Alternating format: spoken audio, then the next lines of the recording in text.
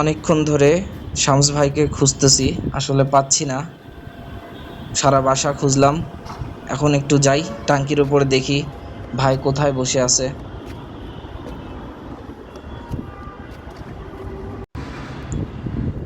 ওই যে ভাইয়াকে পাইছি, যাই দেখি কি করে।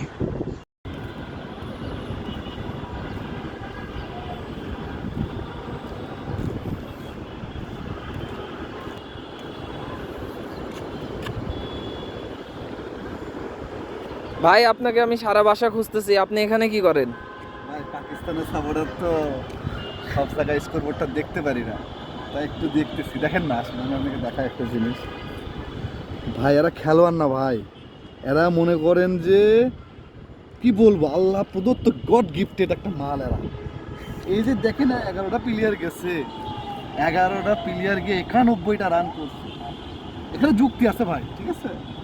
মোহাম্মদ হারিস কবে দা খেলছে ইন্টারন্যাশনাল ম্যাচ, সে নিজেও জানে না। তারপরে হলো কি হাসান নওয়াজ, আরে সারা তো নিজের দেশে খেলতে পারে না, নিউজিল্যান্ডে যায় কি খেলবে। তারপরে আপনার সালমান আলী আগা, এ তো মনে করেন যে সোনার চামচ মুখে নিয়ে জন্মাইছে।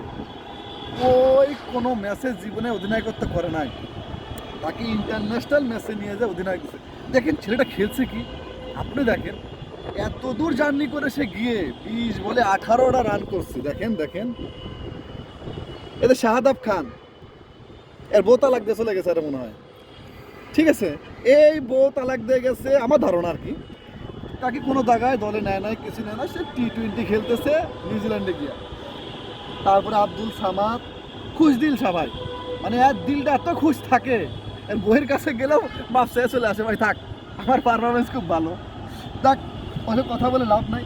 পাকিস্তানের সাপোর্টার দেখি খেলা, এই জন্য একটু লুকাই লুকাই স্কোর বোর্ড দেখতেছিলাম ভাই। কিছু মনে করেন না আপনি। পাকিস্তান আর বাংলাদেশ কিনা আমি খুব চিন্তা করি, কারণ এরা যদি না থাকতো ভাই, আমি এন্টারটেনমেন্ট কোথায় পেতাম? এন্টারটেনমেন্টই পেতাম না। এই জন্য পাকিস্তান আর বাংলাদেশ টিমে খুব ভালোবাসি। আপনি মনে করেন যদি জুয়া খেলতে চান, এই দলের বিপক্ষে লাগাই দিবেন, ওরা জেতা ম্যাচ কীভাবে হারতে হয় এরা জানে, আপনাকে অনেক বড় লোক বানাই দিবে। তো রমজান মাস, মুখ খারাপ করতে চাই না। আজকে আর একটা টি-20 আছে, সবার দেখার আমন্ত্রণ রইল। মজা পাবেন। নিউজিল্যান্ড ব্যাটিং পেলে মজা পাবেন না ভাই, 40টা ওভার দেখতে হবে। পাকিস্তানের ব্যাটিং পেলে 10-20 ওভারে খেলা শেষ। সবাই দেখবেন, আশা করি ভালো লাগবে।